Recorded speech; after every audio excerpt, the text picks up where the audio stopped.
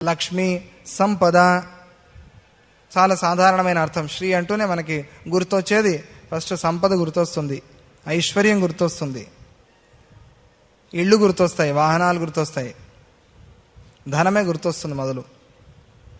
శ్రీ అంటే శ్రీ విద్య, శ్రీమాత, శ్రీచక్రం, ఆ మూడు చెప్పుకున్నప్పుడు చాలా విశేషంగా దాని గురించి మాట్లాడుకున్నాం మనం. శ్రీ అంటే జ్ఞానం అని చాలా విశేషమైన అర్థం ఉన్నది అని.